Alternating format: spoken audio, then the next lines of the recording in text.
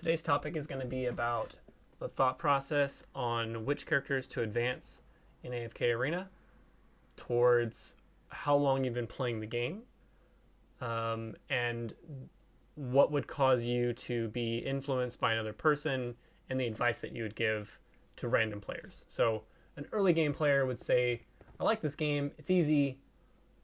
Oh, that character is cool looking. I don't know why people say that they're bad. I'm winning.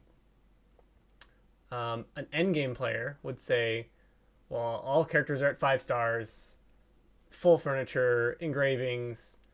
I only use what's the absolute best for each mode to max my rewards. There are no bad characters. Even if they're bad, I still use them in the tower.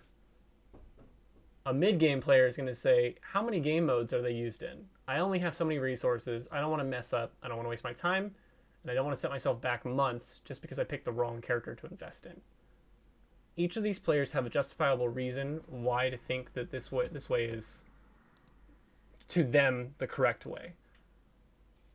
If you look at the number of characters that are in the game, it's a lot.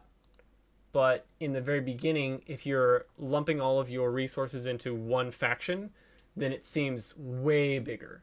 If you kind of break it out into, well, this food goes to this faction, and this food goes to this faction, and so on, and each faction has a purpose, then not only will you be setting yourself up for success later on when it comes to the towers and breaking those teams out, but you'll also be setting yourself up for the expectation of how much time is needed to invest in the game, how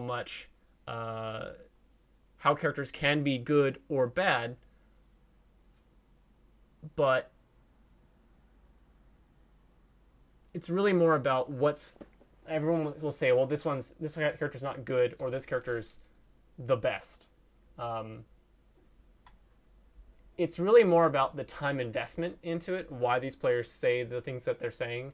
So if you think of it as a curve, early on you have little investment, which means that you don't take the game very seriously. And the early game is designed for lots of room for error because Lilith wants you to like the game. People like winning. Late game has so much time sunk into the game that you don't really feel the weight of the time that's passed. Like, what's a few more weeks or months if you're building out a certain character?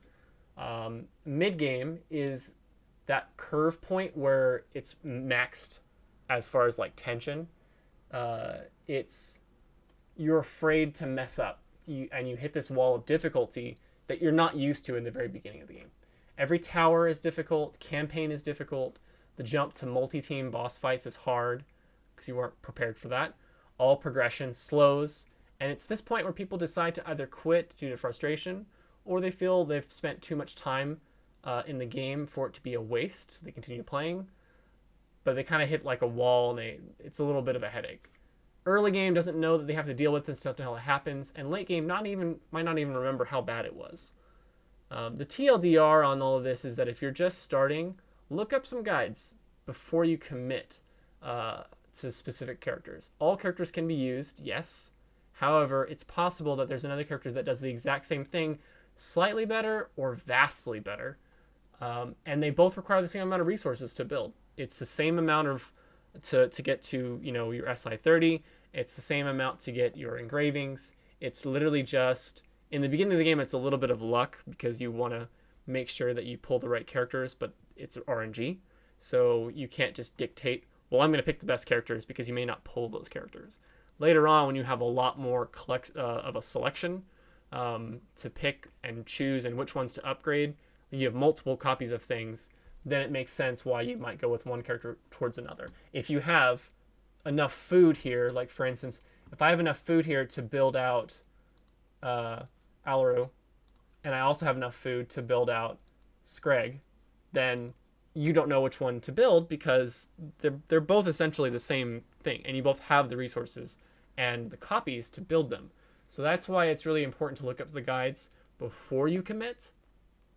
The reason why this is important is because the better you do in game modes, or you can push at deficit, the more resources you get and the easier and more fun you'll have later on.